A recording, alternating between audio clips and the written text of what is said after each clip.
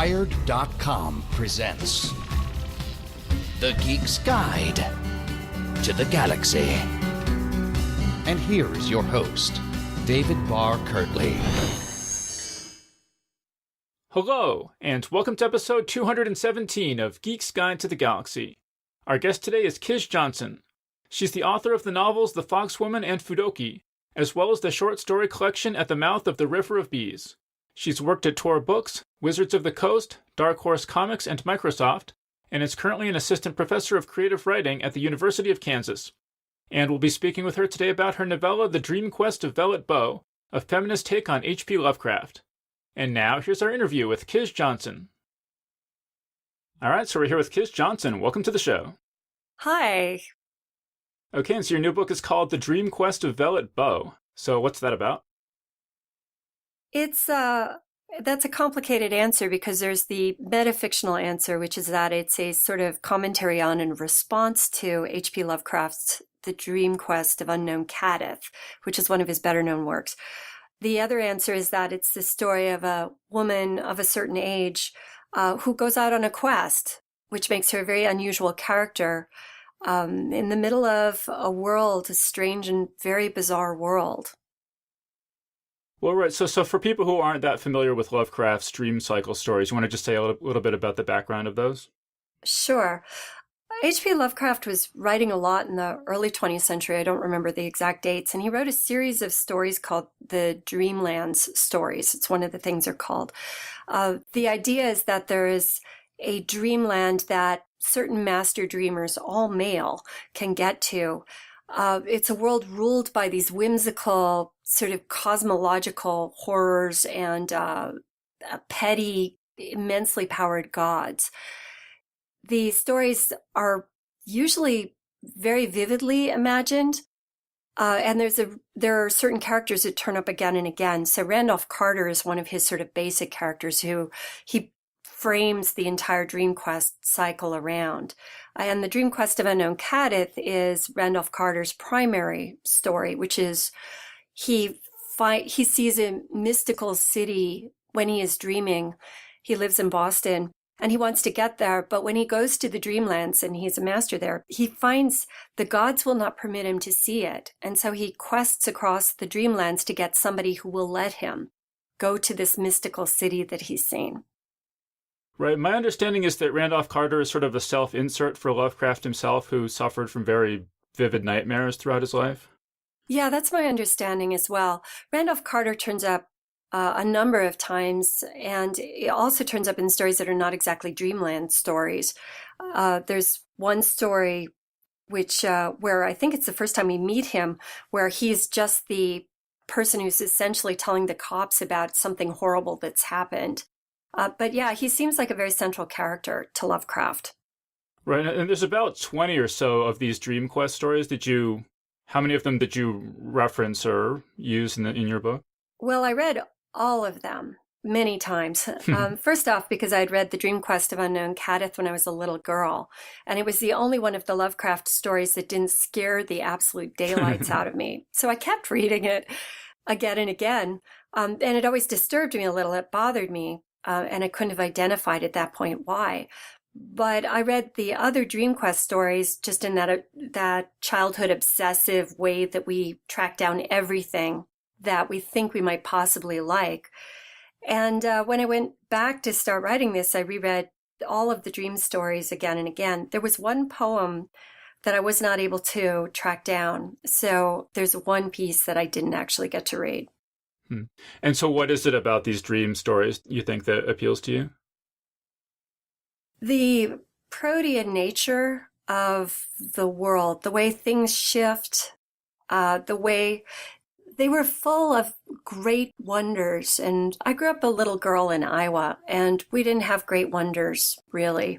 We had a lot of pigs and soybeans, and which are kind of great, but not wonders. And something about this just magical place that he went to. And it was all very encompassable by a little girl. You didn't have to be sophisticated to understand Lovecraft. You just had to have a good vocabulary. And so I was able to read them and internalize them in a way that even books like Tolkien, which I read at about the same stage, The Lord of the Rings, I couldn't always follow sort of the bigger emotional movements, whereas there are no big emotional movements generally in Lovecraft. I mean, in the acknowledgments for this book, you say that you read The Dream-Quest of Unknown Kadath at 10, and you said that you were thrilled and terrified and uncomfortable with the racism, but not yet aware that the total absence of women was also problematic. Yeah, this is something that I didn't notice. I think most of us didn't at that age. All of the stories I read when I was younger, there were so few insertion points for girls. We were stuck having to take our choice between the four girls and Little Women, or having to take our choice between Éowyn and Galadriel, which was improbable when you're growing up in Iowa, or Arwen.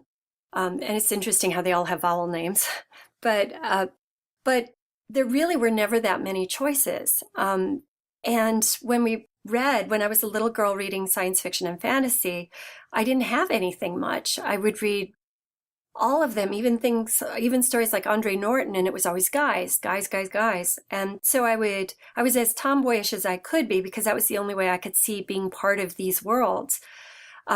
So I didn't notice until rereading it as an adult that the Dream-Quest mentions one human woman, and only one, and it's a farmer's wife. And in the rest, and that's all they say, the farmer's wife was scared, the end. And none of the rest of the Dream-Quest stories. And I started noticing that the only times that Lovecraft ever uses women, they tend to be very negative, very stereotypical. They're evil old grannies, or they're the scared farmer's wife. But even those are so minor. It's as though he existed in a world without women at all. And that's one of the things I was doing in Vellitt Boe, is this dreamland is empty of women almost. There's so few of them. And so the women there are kind of have to band together, kind of understand each other and support each other. But there just aren't that many. So, I mean, what was the specific impetus to write this? I mean, did you just happen to go back and reread the Dream Cycle stories and then you got the idea, or did you get the idea and then you went back and read the stories, or like what sort of prompted it? Well, the proximate cause was that Jonathan Strahan asked me if I wanted to write something. And I had been chewing over an idea before this that wasn't Lovecraft. There's a book by John Myers called Silverlock, which was written in the 40s. And the conceit is that the Commonwealth of Letters is an actual country. And so all of those great classics, those characters all live on the same terrain and they all interact. And it was sort of a big, exciting adventure novel about a guy who ends up in a place where he's fighting Brian, and he ends up meeting Beowulf, and he meets Menon Lescaut and people like that. But when I read it, I realized that the only females in that were either women of unsteady virtue and innocent girls for whom either good or bad things happened. There just weren't any other types in that story. And of course, that's because in the literature, there really aren't that many types. So I had started thinking before Vellitt Boe about what would be in my Commonwealth if I were adventuring in a land full of literatures. What would my adventures be? And I had started thinking, well, where do you insert yourself as a woman? And especially now that I'm an adult, where do I insert myself as an adult woman who is not preoccupied with the things of a 20-year-old? And I found that there really weren't that many people I wanted to be in literature. Most of the women were boring, or I just didn't see the point, and they didn't aspire for big things. There was like a real preoccupation with things that just don't interest me that much, family and home. And there were not enough women going out and doing things. And I started thinking, why? Why are these classics so dominated by this? Not because of the history and conventions of their times or their authors, but more what happens when you insert a mature woman into a world, into a science fiction or fantasy world. What do you get? And I had just done this exploration with Kenneth Graham's The Wind in the Willows, where I had just written a sequel, which will be out from Small Beer next year, where I inserted two female animals to say, what happens to the world if we put females in, does it break the world? Does it break the relationships of the male characters? In what ways does it affect the world? And then after that, when Jonathan Strahan asked me if I wanted to write something, I'd been kind of chewing over what's wrong with Lovecraft, and that's what I decided was going to be my next project. I didn't realize just how absorbing it would become or how much time it would take me, because I ended up really researching it heavily. I ended up doing tons of research into completely unrelated topics, like certain lateen rigged boats and things like that. Well, yeah, because I know you do a lot of research for your stories, and I was kind of curious. You said that you read all these Lovecraft stories many times. I mean, did you make some sort of atlas or compendium of names, or what sort of like background world building stuff did you create? Usually my memory's not good enough to just remember it, but because I had read these as a child, that helped a lot. And I did have a gazetteer, and I did have a sort of list of characters, but mostly I just read them so much that I'd say, wait, Pickering, where's Pickering? He's the ghoul, right? He's 3/4 of the way through. Let me find him. And then I would go find that section of the book and reread it, and then I would just use that. And actually there are places in this book where there are direct chimes with Lovecraft's language, although I didn't try to simulate it, but I'm directly pointing to certain things that he did. Because I saw in an interview you said that when you went back to these stories that he was maddeningly vague and that you had to really do a lot of your own invention. Right. I mean, he describes towns, and he'll tend to describe them all using the exact same language, so that every town feels like it's a sort of mix of medieval towers made out of some strange stone, combined with like quaint little New England gabled things.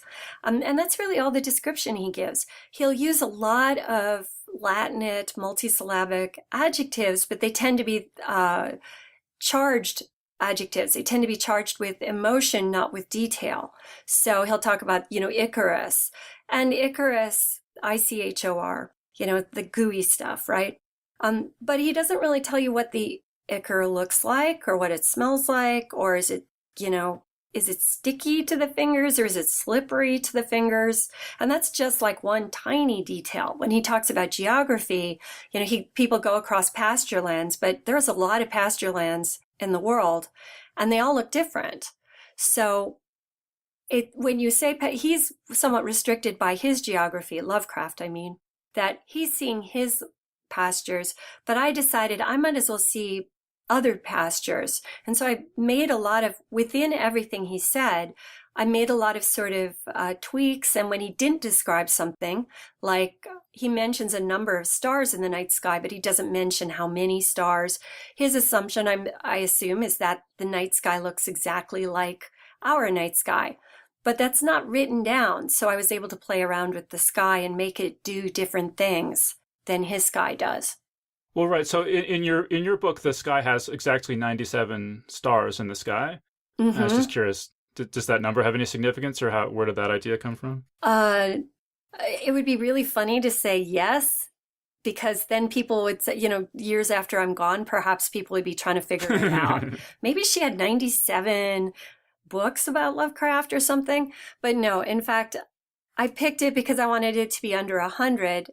He actually cites about 20 planet sort of space objects, including planets. And so these people, to my mind, it's like they're thinking Mars and Venus are also stars, and perhaps Saturn as well. So they're not necessarily making a distinction between Algol and Venus. But I just wanted it to be few enough that the sky would be very, very, very dark, and that to make the contrast between our sky so much different. Yeah. I mean, I saw that on Tor.com they posted a map of this dream world. How much of that did you draw that map and then they professionalized it, or did someone collaborate with you on that? Or I did draw the map. My brother is a cartographer, and so I grew up drawing maps. Like any good fantasist, one of the great delights of writing fantasy is making up your own maps, and that's so I really enjoyed putting that map together. I was thinking somewhat, there's one classic map that has been drawn that shows up online a lot. And I used that as a sort of starting point for some thinking I was doing. But mostly I changed everything partly because I wanted it to fit into a vertical layout. And most of the maps are usually landscape oriented. And I wanted something you could actually read on one page of a paperback. Okay, so you mentioned the language in this and that you weren't really trying to imitate Lovecraft's style. I mean, the style in this is unbelievably gorgeous. Thank you. Thank you. Could you just talk about like what approach you took to crafting the specific style in this book? When I started it, I was going to try for Lovecraft's voice. But the more I read it, the less I liked it. And the more I realized that I wanted something that was lush, but I wanted it to be lush and precise. And that's what I aimed for. I also, at some point, I usually try to experiment with style when I'm writing. So I'll try something in a very austere style or a very florid style.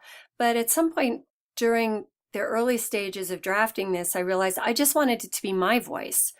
So it ends up being probably the closest to an unaltered voice for me that I've written, except possibly The Man Who Bridged the Mist, which I wrote a few years back.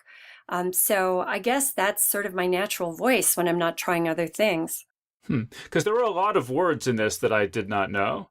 Are those just all words you know? Or I thought maybe you were intentionally trying to mimic that aspect of Lovecraft, the sort of unfamiliar words. Yeah, I mean, I wouldn't necessarily have added all that. I do know all that vocabulary. I was a precocious child and I was bored growing up in a small town. So I read dictionaries and encyclopedias. But I think that most of it, I would not have used all of that vocabulary for writing, let's say, an adventure novel set in, 1930s. But So I did enjoy being able to use some of that vocabulary. And it was sort of trying to chime with the fact that he would have words that when I was a girl, I would look up and I wouldn't find them in any dictionary, not even the Oxford English Dictionary, that gargantuan tome. It wouldn't even be in that. And I was always a little in awe of that. And in fact, there are, I think, 2 made up words in this, which is sort of my tribute to the fact that I'm not 100% sure he didn't just make those things up. Is there anything in this that actively contradicts anything in Lovecraft's that you're like, no, this just doesn't work, I got to completely change that? That's a really good question. And I haven't thought about it that way. The biggest thing is that in the Dream-Quest of Unknown Kadith, when Randolph Carter crosses to, I changed the geography just a little bit, but when Randolph Carter crosses to visit his friend Coronis, it takes him 3 days. And I didn't want this to be a 3-day trip. I wanted this to be an immense blue sea trip. And so I didn't want to change the geography. But that's why I put in the thing about this sort of mutable geography, that sometimes a thing takes 3 days, sometimes a thing takes 3 weeks. You can't trust it. And that's, I think, very appropriate to a world that's being constantly reshaped and driven by these whimsical, sort of selfish gods. Yeah, no, that's really interesting. I mean, yeah, that makes sense because it is a dream world. I guess that's sort of a double-edged sword because a lot of times in stories about dreams, there's so much of this sense that anything could happen that you lose interest as a reader because there's no rules and it just starts to feel kind of arbitrary. Was that a concern you had at all when writing about this sort of dream world? Absolutely. One of my other favorite books is Alice in Wonderland. And I've thought sometimes about it would be fun to readdress that as an adult. The thing about dreams is that my dreams at least make no sense. I know people who are lucid dreamers or people who have those long dramatic dreams, but my dreams tend to be just like a fragment of this attached randomly, by one ligament to a fragment of that. And sometimes no ligaments at all attaching them. And fiction that's based on dreams often feels artificial because their dreams are too narrative, or it feels incoherent because their dreams have no narrative and story requires that. So I was very aware of that. And that's why there's a lot more sort of identifying of the number of days things happen, I guess, than I would have put into a story set on our planet. I would not have said, well, and it took him 5 days to get there, but it might have taken 9, or it could have taken 3. And that was because I was constantly trying to re-anchor the reader into the fact that not everything is steady, but this is a fact. I actually heard you say in an interview that you don't dream much. I don't. For a lot of years, I was on a medication that pretty much prevented my dreaming. And I didn't even realize it until I went off that medication and found that all of a sudden I was having dreams again. And they were pretty great. I mean, just seeing things at night. I had forgotten that when I was a little girl, sleeping was about my favorite thing to do because dreams were so interesting. Actually, when I interviewed John Cleese, and he told this story that Thomas Edison thought that he got all his best ideas just as he was drifting off to sleep. So he would sit in a chair with holding ball bearings, and then when he fell asleep, he would drop them and it would wake him up. So he would just be constantly falling asleep and waking up over and over again. I understand that A.E. Van Vogt would set an alarm all night. And he'd said, I can't remember, Jim Gunn tells this story, whether it was every hour, every 20 minutes, every 2 hours or something. But he would set alarms all night long. And he would get up, he would write down whatever he had thought, and then he would go back to sleep. And I have to say, that kind of makes sense with the Van Vogt. Yeah. The way he writes, because it really does feel like every 700 words, he's forgotten which book he's writing, and he's just writing another one. Well, I thought he had a rule for himself that every 700 words he had to introduce some completely unrelated concept. Right. The Van Vogtian scene where you always bring something new in. And you can really see at the end when he strains to pull it all together, or he just, sins boldly and refuses to. So it's always very entertaining watching the last chapter of a Van Vogt novel. Yeah. So did anything in this book come out of your dreams, or did dreaming play a role in writing this at all?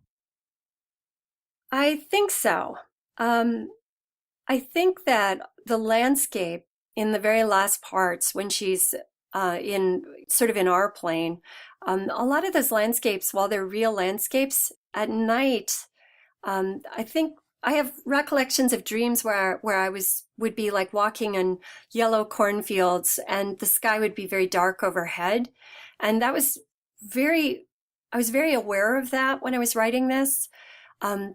There are other things, I think, like the way the deep sea feels, that's based in dreams for me.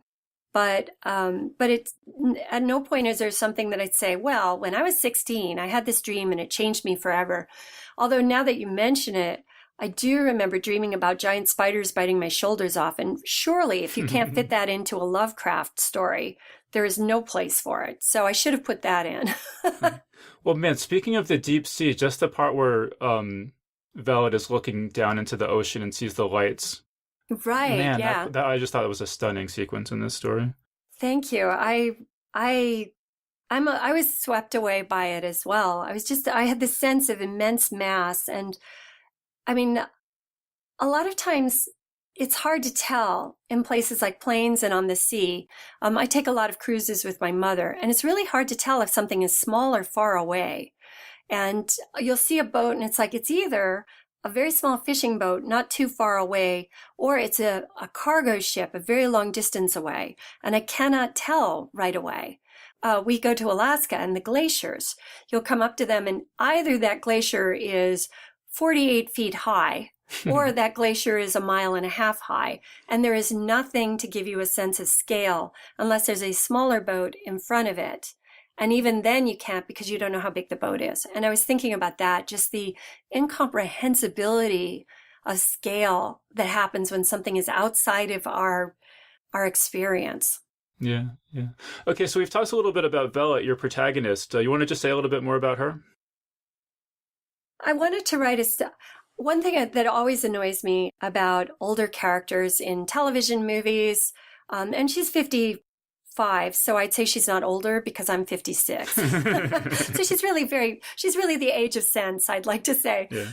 But one thing that's always irritating is that there's a real assumption of you can only do and be certain things at that age. But 5 years ago, I was a rock climber, and I was bouldering V4s and V5s, which is a very high level. Which is none of the people who write about grandmothers making cookies ever imagine that somebody who's a grandmother age could do something like that. It's not to say that all grandmothers can, but there are grandmothers who can, and it would be nice to see those people represented. So I wanted to write something about a character who had a complicated and rich past, and I wanted to write about an intellectual who had not always been an intellectual, because I find as a new college professor, I'm pushing a lot against people who've never done anything but been college professors and college students. And there's so much out there that they could have done that they didn't do. And that's what I wanted to talk about, was a woman who had done all these interesting things, made some decisions to do the right thing, the sensible thing, but still retained many of those skills and also some of the nostalgia for that. When I had to stop climbing, it kind of broke my heart a little bit, because I was never going to be the person who climbed mountains the same way again. And I wanted Vellitt to be that. I mean, I did not write her to be autobiographical, but of course she turned out to be more autobiographical than any of my other characters have ever been. Right. Well, and like you, she's a college professor, which is kind of what kicks off the plot of the story. You want to just say a little bit about what the setup is that sets off this story? Vellitt Boe is the professor of mathematics at Ulthar Women's College. Ulthar is a town in Lovecraft's Dreamlands, and that's where Randolph Carter meets lots and lots of cats. There's, in fact, a short story called The Cats of Ulthar. So Ulthar is packed full of sort of untamed and also domesticated cats. And I figured that it was, what he says is quite minimal. It's a town with a tower in the middle of a hill, and there's a priest up there, and he plies the priest with alcohol to get some information out of him. But I thought there have to be schools in this place. So I decided there's an Oxford-style university in Ulthar, and that, like Oxford in the 30s, which is within a decade of when Lovecraft was writing his books, there were women's colleges, but there were very few of them, and they were walking on thin ice. People recognized in the abstract that women could be educated, and some of them should be educated, but women had to be held to a different standard. So Vellitt is a college professor teaching maths to the women in the only women's college in Ulthar, the Ulthar Women's College, which means she's also kind of the keeper of the morals of the girls. And one of the girls, her best student in 20 years of teaching, elopes. And she leaves a letter saying she's going to be with Stefan, beautiful Stefan, and Vellitt decides that they need to retrieve her. The problem being that the man that Clary Gerard, the student, has run away with, is not actually a man of their country. He's a man from the waking world. And so he's taking Clary back to the waking world, where nobody from Dreamland has ever been. And in fact, nobody's entirely sure you can go. But Vellitt, with her past as a far traveler when she was a young woman, volunteers to go, and that's the start of the quest. Right, and so one of the reviews I read describes this as a road trip story. Would you call this a road trip?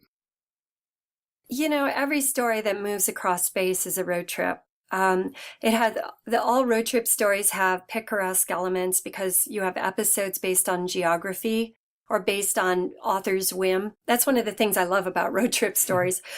So yeah, it's absolutely a road trip. I think you could argue in a very strange way that it's sort of a buddy movie, because she has a cat with her, even though the cat's nothing but an ordinary cat. It doesn't speak, it doesn't say funny things, it doesn't do things cats don't do. But she's not traveling alone, she's traveling with something that is always with her for reasons which are very confusing to everybody, including me. But yeah, so I'd say it is a road trip movie. I would say it's a road trip book. I'm sure next year it'll be a road trip movie. Right. And it's also a quest, because quests always take place across geography as well. And you see this if you read really anything, but if you read Lord of the Rings, you see, the episodic nature of certain things that are happening. Right. And I thought it was really interesting that you chose to have this to have Vellitt not have a companion that she talks to in this story. I think most stories, the first thing they would do is introduce a companion for Vellitt to talk to. So the story is much more about her, what's going on in her head, and what she's seeing and feeling and things like that. How much of what was your thought process behind that decision?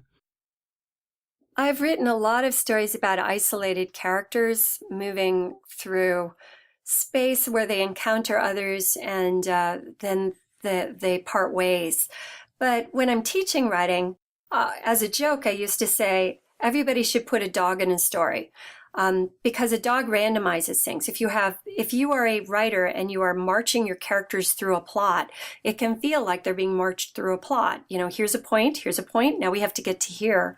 When you add any kind of a randomizer, like a dog, which needs to be walked, or a baby, which needs to be nursed, or anything like that, you shake things up a little bit because there's always the chance that something else will happen.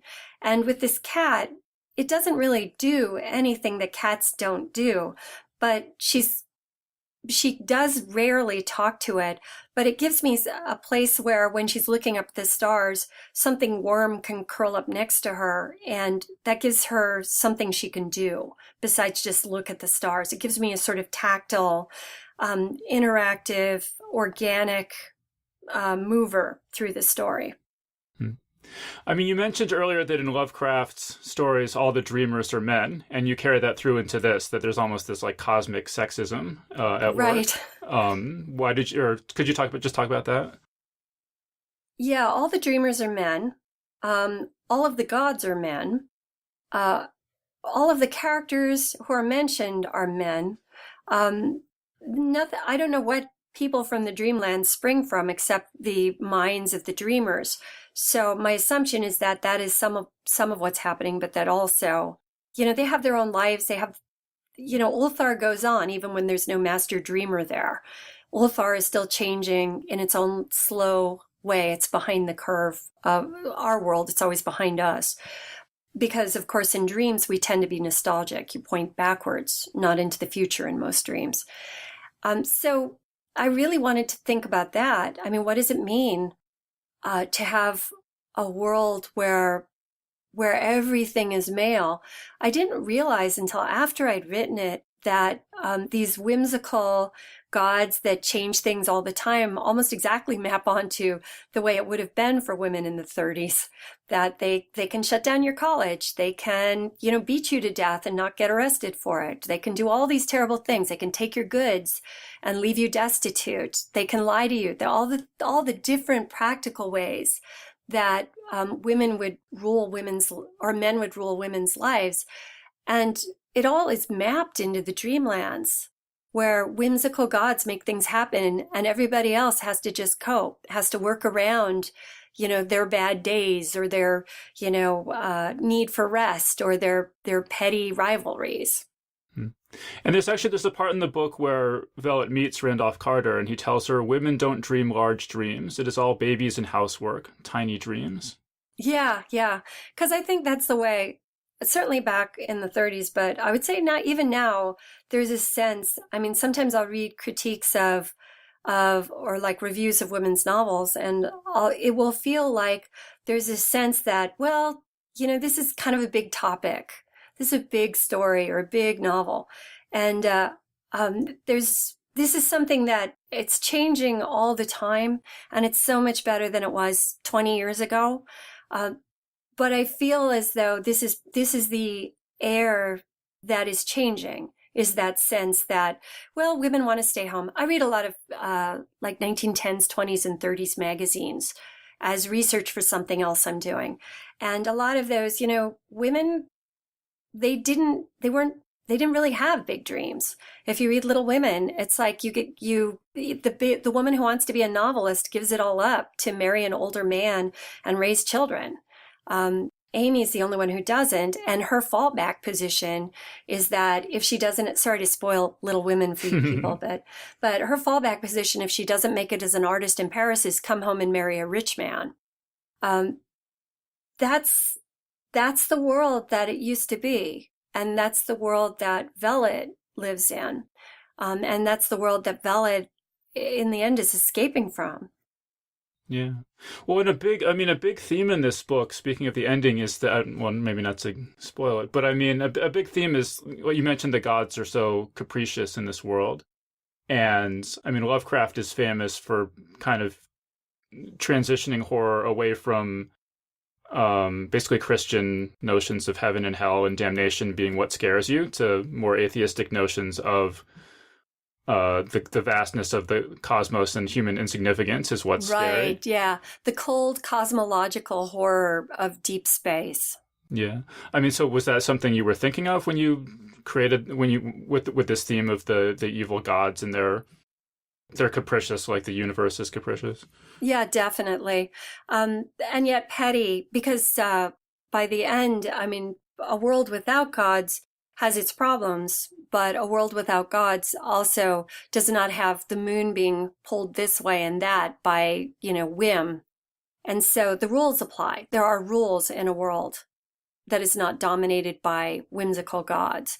And rules give people, structure, give you the chance to make predictions about the future, make predictions about possibilities. Yeah, yeah. How do you feel like this book is going to fit in? Because there's this whole industry of Lovecraftian fiction. I mean, there's like whole presses that publish nothing but Lovecraftian fiction. I mean, what do you make of that?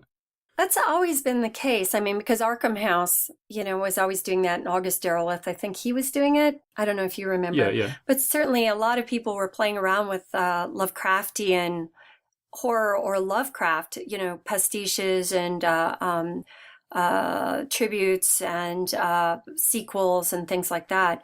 I didn't realize just how prevalent the Lovecraft thing was until after I was almost finished with this book. And then I thought, well, I don't know if I want to play in this field, but I'm happy I did, actually. I think Lovecraft has come to the foreground because of so much discussion about the World Fantasy Award, which is a bust of Lovecraft, and a lot of questions about why is fantasy being represented by somebody who's better known for his horror, who is also a racist, in writing, and a lot of discussion within the field of science fiction and fantasy about this. Does he deserve the attention he gets? And if so, why? And if not, why not?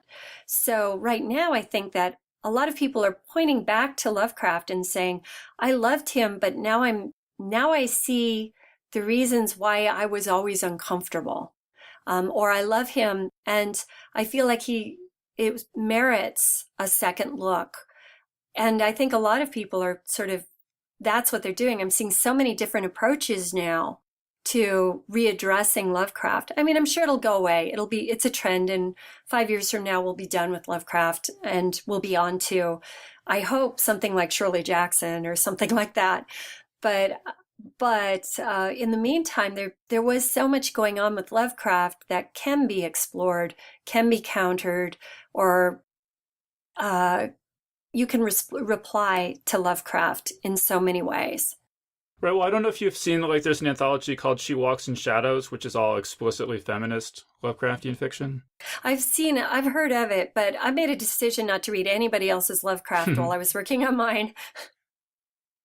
Yeah. There's one called Cthulhu's Daughters, too, that's all, women authors writing Lovecraftian stories. I haven't actually read those, but they look really interesting. So, yeah, we can check them out together, I guess. Right. Yeah. Well, I remember, I think it was Elizabeth Boe who wrote, or Elizabeth Bear, not Boe, who's written a couple of things, Lovecraftian things in the past, which I found really interesting. Yeah, yeah. Okay, so I did also want to talk to you about some of your short stories. Sure. Oh, wait, actually, well, okay, so I guess one thing I wanted to ask you about this is that this is a novella, right, The Dream-Quest of Vellitt Boe, which is sort of a very difficult kind of story to publish. Could you talk about why you chose to write it as a novella and what sort of market there was for it? Because, John, I know that Tor.com has been doing these standalone published novellas now for a little while.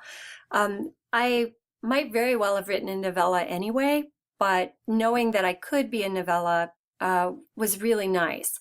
At one point I was the book was originally much longer. There's this is about 40,000 words, but at one point it was almost 60,000 words. And that was 20,000 words of gorgeous language and static scenery, which somebody recommended I take out. And feeling as though I was gutting myself, I did, but it did make the book better. But the novella length, it has some really amazing gifts. There's no need for massive subplots. You can stay true to your theme, true to your topic without unnecessarily complicating it, if that is the kind of story you're telling.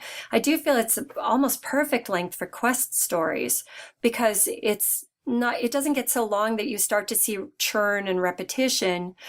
You can advance a quest across 40,000 words without padding, without extra putting in other points of view or anything like that. So I do think it's a marvelous length that's really underutilized because nobody's been doing it.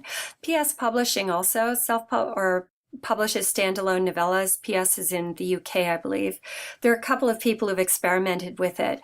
But I do think ebooks are why we are able to write them now because people are a lot more patient with, you don't have to hit a length like a signature, it has to be a 32-page break and the reader has to feel like he's getting his worth when he picks up the book. He has to say, this book is worth $18 because it's this many pages.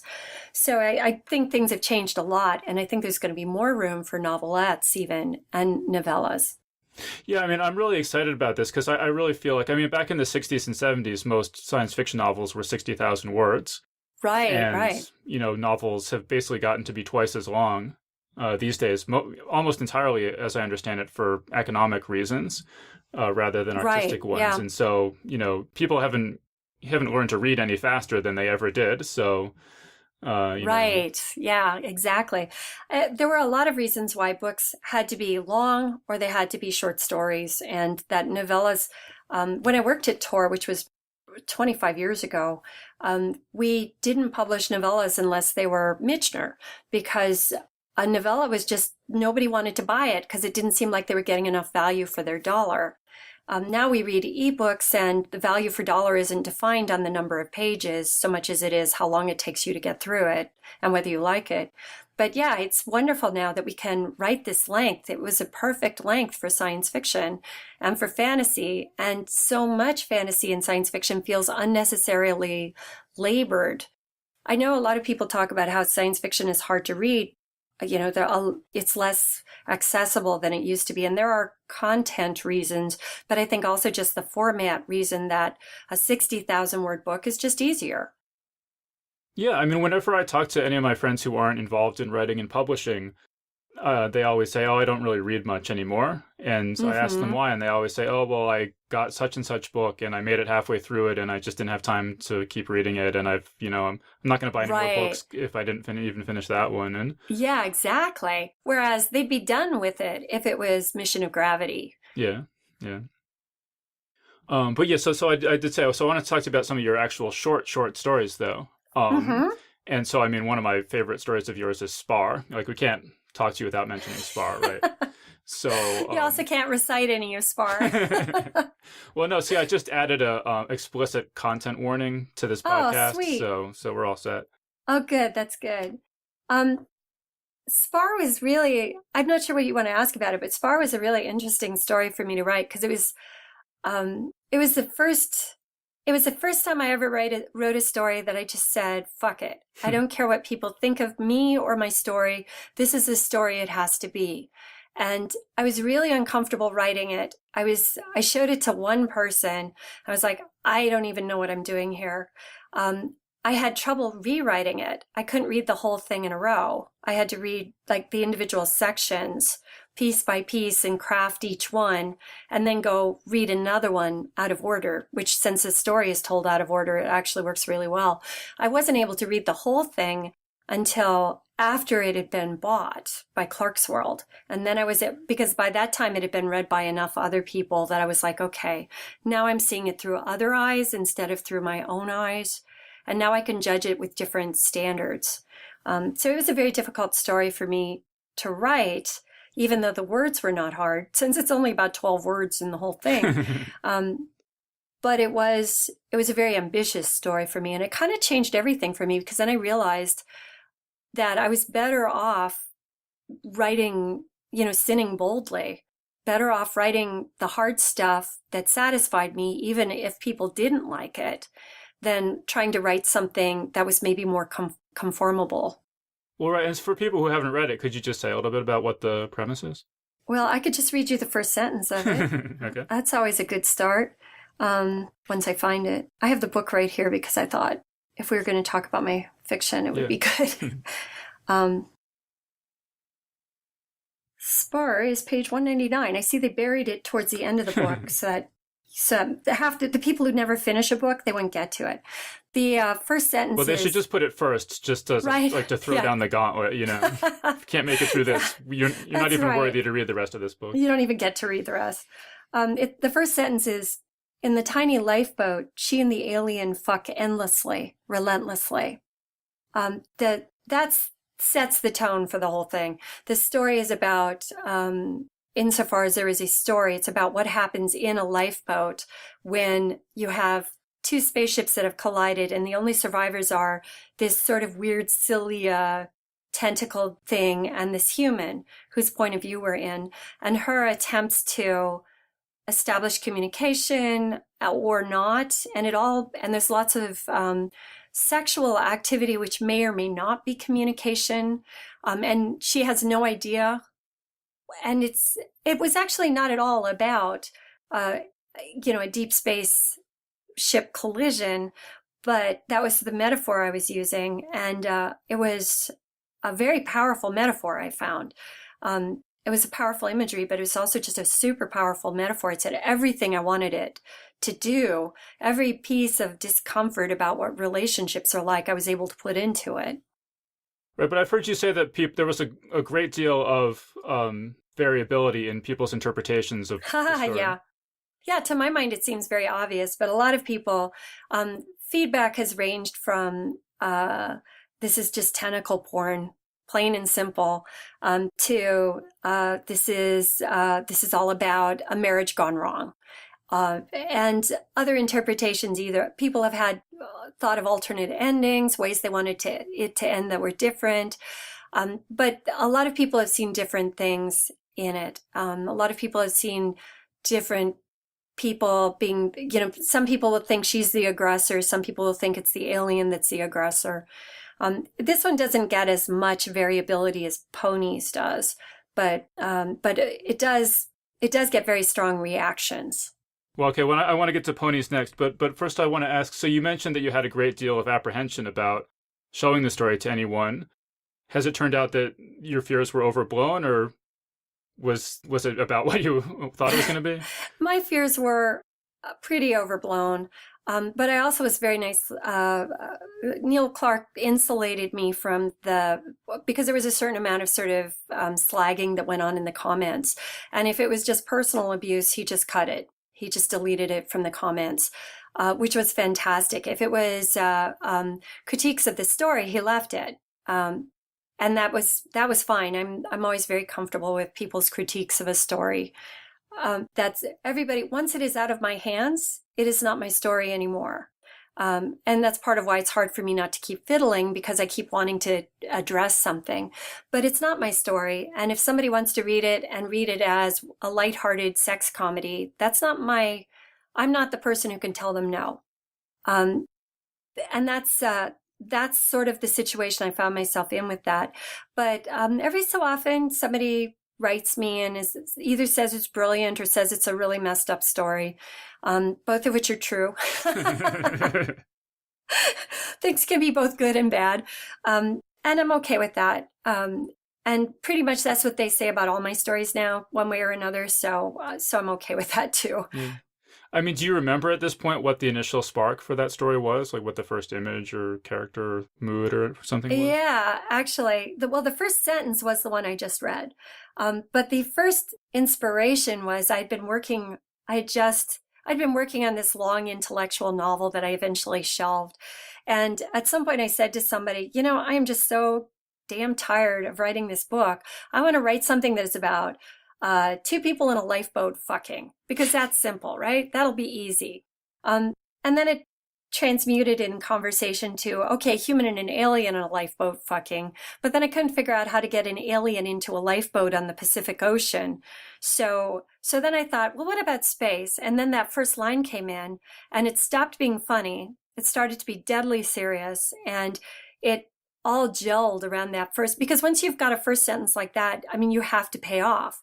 You don't get to back off. You don't get to change your mind about your language. You don't get to change your mind about your content. That is a first sentence that demands a difficult story. If I didn't want to write the story that first line needed, then I needed a different first line. Right. Well, it's interesting that it kind of started out as a joke, because some of my stories have started out as jokes and then turned into serious stories. Yes, and exactly. I heard Stephen King say that when he knows, someone asked him, how do you know, if you have an idea, how do you know if it's good or not? And he said, if it makes me laugh, I know it's a good idea. Right. I think that's true. I'm working on something right now where it started as a joke, just a phrase that I use all the time. I'm always talking about, seething swarms of this or that animal. And I was talking about chickens, and I started thinking about seething swarms of chickens, crossing, covering the landscape. And that was the start of this. And it was all very funny. And then I realized, oh, wait, if your chickens are raptors, and if your raptors are like fire ants, there's nothing funny about this story. And so I'm in the middle of maybe the darkest story I've ever written, which the bar is pretty high for that. Okay, but so something that is a joke, I think, is the Bacon remix of Spar. Yeah. Bacon remix was 100% a joke. It was for a fundraiser that John Ordover was doing a fundraiser for a Brooklyn school, and he did something he called the Baconthology. And he asked us to sort of reimagine fiction through a bacon filter. And so I changed everything to bacon. So in the tiny lifeboat, she and the alien eat bacon endlessly, relentlessly. And I found that it didn't change anything in the story. It says the exact same things about relationships and about communication. It says the exact same things, except it says it all with bacon instead of with sex. Well, pretty much the same thing, right? Almost. Okay, so let's get on to Ponies, you mentioned. You want to just say what that's about? Ponies is a really, really short story. I think it may be the shortest story to ever win the Nebula. That super short story. The theory is that little girls, when they always have a pony with a capital P, and ponies look a lot like My Little Ponies. I did extensive research for this by watching every single episode of My Little Pony, and my eyes were bleeding by the end. But everybody has a pony, and the pony has a horn like a unicorn and little wings like a Pegasus, and they all can talk because every little girl wants her pony to talk to her. And there is a party that happens when you are of a certain age, like 9 or 10, when other little girls are very important to you, when you bring your pony to this party, and something terrible things happen. The pony has to give up 2 of its 3 special characteristics in order to fit in order for you to be one of the girls. And that's what this story is about. Barbara and her pony, Sunny, go to what's called the cutting out party. Right, and is that, I heard in an interview, the way you said it made it sound like there's an actual type of party that this is based on? Well, sort of. When I was a little girl, little girls have little parties all the time. And when they're in that clique stage, which is sort of 9 to 11, when girls become really cliquish, really sort of rankist, really, you're in, you're out. There's a lot of sort of viciousness if you're one of the outside girls.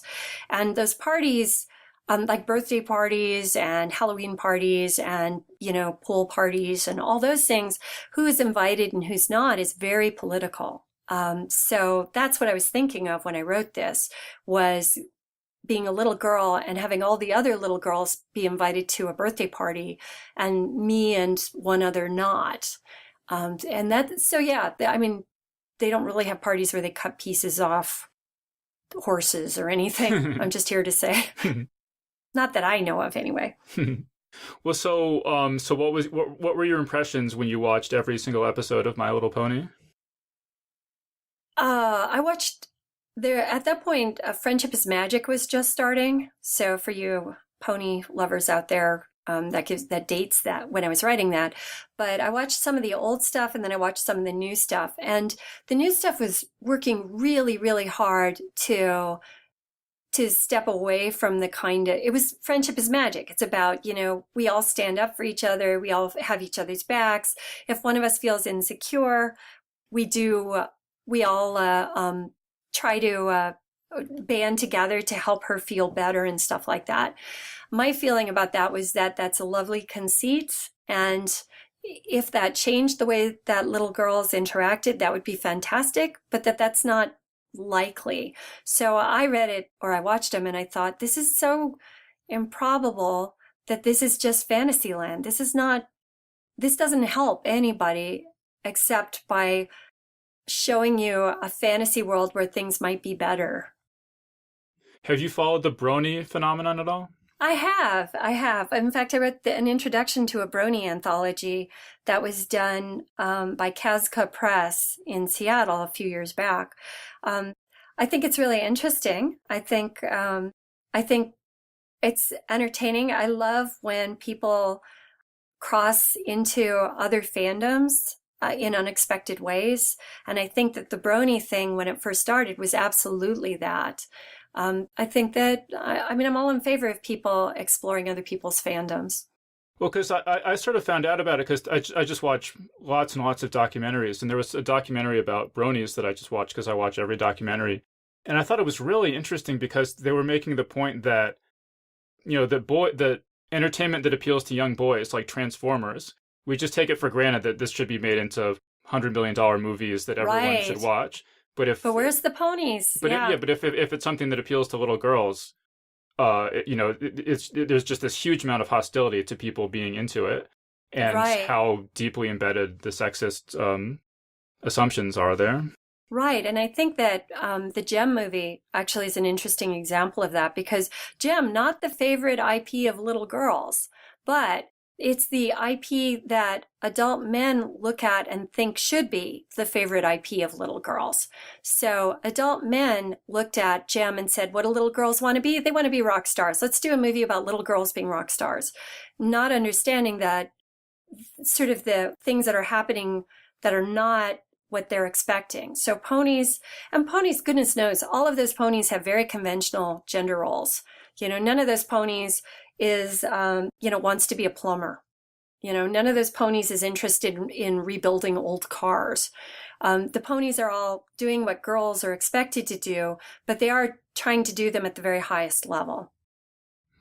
What did you think about the response to your story, Ponies? I mean, did you ever think it would win the Nebula Award, or just? I really did not. I had no idea. For one thing, I thought it was too short. For another, I thought it was a girl's story, and pretty explicitly a girl's story, which is not to say the Nebulas aren't aware of that, but I thought this is a story about a specific phenomenon that is specific to one age and one gender, really. But it does have broader implications and applications, it turned out. And I also just thought, it just wasn't. I mean, because it was written in that very plain spoken voice, and I thought it's not a voice that people will respond to. So I was very surprised when it was nominated, and delighted and honored. And then when it won, it shared the award with Harlan Ellison of all people. I was staggered by that. I did not actually pass out, which is good, which was, I think, a major victory on my part. I mean, what sort of fan mail or other sort of responses have you gotten to it? It's taught a lot, it turns out. I get a lot of teachers writing me and telling me things about it. People have had, as I said earlier, very different interpretations of it. Everything from this is a story about female circumcision to this is a story about male circumcision, go figure, to this is a story about the way girls are, or this is a story about how parents force their daughters to conform. So many different interpretations. People who've refuted it and said, that's not the way my friends were. Boys who've read it and said, that's the way my friends were. all these different things. Every so often I get a personal email. This one I don't get as much as some of my other fiction, but every so often I get a personal email from somebody who tells me a story. Often the story is about what it was like for them to be bullied and about how they totally understood, Barbara's, quandary in the story. Okay, so you mentioned that how often your stories get these vastly different interpretations. Do you think that's true of all stories, or do you think there's something particular about the way that you tell stories that lends itself to these vastly differing interpretations? That's a good question, too. I think that one answer is that it's always possible to read a story in any of 1,000 ways. And I used to get in trouble in college in poetry class because I would invariably argue that every religious poem was a sex poem. And I would point to all the language and I'd be like, see, this is the charged language of sexuality. And eventually the professor and I would end up in a Donnybrook and I would storm out of class and I'd have to take it again the next semester. But yeah, it took me, I almost didn't get out of college because of one poetry class. But I know from experience with my friends that we do a lot of that. We say, what if you read Pride and Prejudice, except you're thinking about it as it's all about the horses? How does that change the story? It's like if you have to think about that, I bet you don't even remember their horses, and yet horses are pivotal to the plot. So we were always playing these sort of party tricks, like reinterpreting stories according to this filter or that. And I think most stories can be done with. You can always say, well, I think this is a subversive, I think Tess of the D'Urbervilles is a subversive feminist, has a subversive feminist subtext or something. But I think that, and I wouldn't say that I maybe do more of it than other people. But I do think that because my language is often so precise, that the fact that I leave something purposefully vague makes people crazy, and they put their thumb on that spot and they start pushing at it, trying to figure out, what exactly it means. Other people who are more diffuse writers, and I'm thinking specifically of The Hortlack by Kelly Link, which is a brilliant story. But if you ask somebody what that's about, the interpretations are everywhere because you really have a hard time telling what it's about. That's the gift of that story. It's so broad and so strange and diffuse and wondrous. That's interesting. Okay, so I'm sure our producer, John Joseph Adams, would also want me to mention your story, The Apartment Dweller's Bestiary, which he picked for his Best American Science Fiction and Fantasy. Right. You want to tell us about that story? The Apartment Dweller's Bestiary is, I now know, is part of 3 stories. It's a collection of somewhere between 16 and 19 very, very short stories about the animals that live in your apartment when you're alone. So they live under your bed, or they, live in your oven because you never cook, or they party in your shoes at night.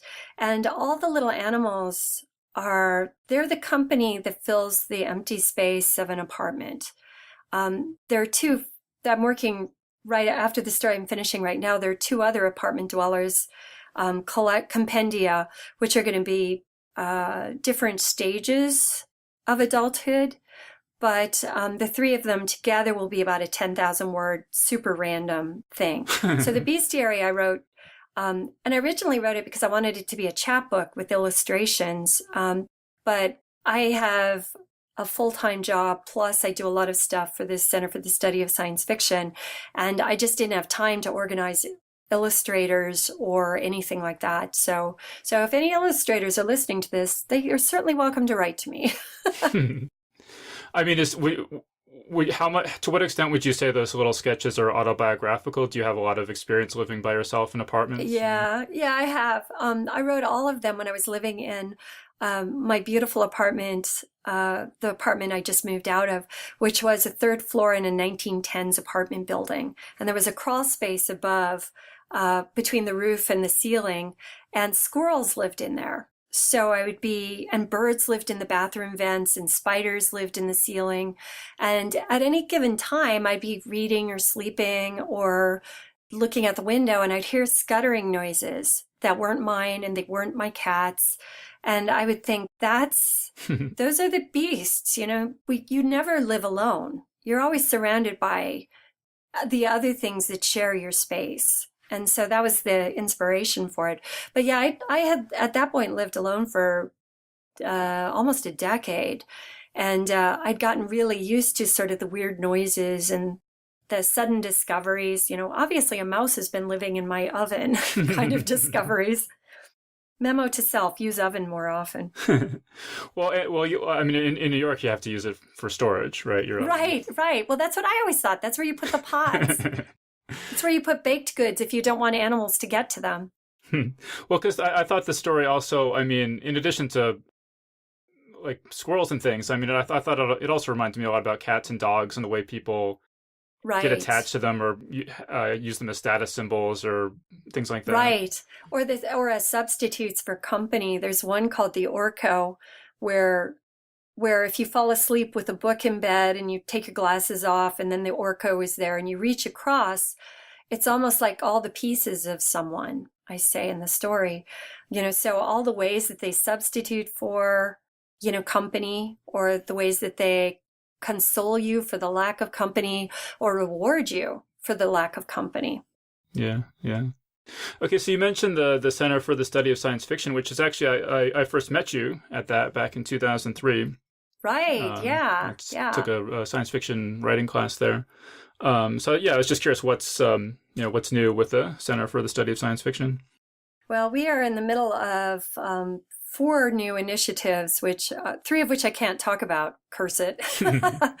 But the one I can talk about is that the University of Kansas, which has always had a lively science fiction sort of degree and program, we are starting a row, sort of a vertical column of science fiction courses that are specifically science fiction : something or other. So science fiction, the canon, science fiction books that should be canon, science fiction Afrofuturism, science fiction slipstream, science fiction fantasy, because we're using science fiction inclusively because of tradition mostly. So we're starting to pull this together, and part of this is because we are well into the process of building a science fiction certificate, which would be independent of a degree. Once we've done that, that would allow people to get a degree in anything, English, French, microbiology, and also get a science fiction certificate, which would indicate that they have some knowledge about science fiction and also some knowledge about extrapolative thinking patterns, because one of our sort of core premises is that science fiction is not so much a literature as it is a intellectual mode of inquiry that allows you to explore things in ways that nothing else does. Well, and you also do these sort of week-long summer workshops, right? Because that's what I do. 2 weeks long. In the summertime, the center does a 2-week residential workshop mostly not for students, but we always end up with a student or 2, usually adults of various sorts. One for short fiction and one for novels. They're both intensive workshops, and everybody comes out of it strung out and exhausted. We then have the Campbell Conference, which is the conference at which the Sturgeon and the Campbell Award for Best Novel are given. There are 2 Campbell Awards, by the way. One is the Campbell that's given at the Hugos, and one is the Campbell that we give, which is the Best Novel of the Year. That Campbell Conference this year is actually the academic track of Worldcon, which is happening even as this thing is aired. Then the second 2 weeks are 3 courses, and now we're going to be adding a 4th, which are advanced workshops in novels and short fiction. We are starting a young adult workshop, which would be for writers of young adult fiction. And there is a teaching institute, which is actually an excuse to read 26 science fiction novels or 100 science fiction short stories and discuss them in a 2-week period. So the 2 weeks is now expanded to be 4 weeks. And by the end of that, we are very exhausted, but it's also the most exhilarating thing I've ever done. Yeah, and I saw you're going to be teaching at Clarion West next year. Yes, I'm very excited about that too. I taught there a couple of years ago, and I absolutely adored it. I'll be teaching, I believe, week 3, which means that I'm the week where I start to put people back together after they realize how much they have to learn. I'm not sure. Yeah, so plenty of opportunities to study with Kij, people, if you're interested. Yes, come and study with me. This is kind of a random question, but I was kind of curious. I remember when I met you, you said that you had gotten a tattoo for each of your first 2 books. Oh, yeah. I was wondering if you've ever gotten any more. Like, how do you celebrate a novella, publishing a novella? Do you get like half a tattoo? Just a little tiny tattoo, just black work. No. I have not maintained that. And I was just thinking about that the other day. I did get, when I was a rock climber, I got climbing tattoos, but I didn't continue with that. And now I will have had 2 books come out in a 2-year period. So I have to decide, am I going to get like a big garland of other animals, or what am I going to do here? That'd be kind of fun, actually. I could get a little bird and give each of the birds a name or something. Yeah. Okay, great. So we're pretty much out of time. So just, do you have any other projects you want to mention, or maybe just remind people of the stuff you have coming out? Sure, of course. I've got, the Dream-Quest of Vellitt Boe is coming out. In fact, in 2 days, I finally saw a copy of it, and I could not be happier.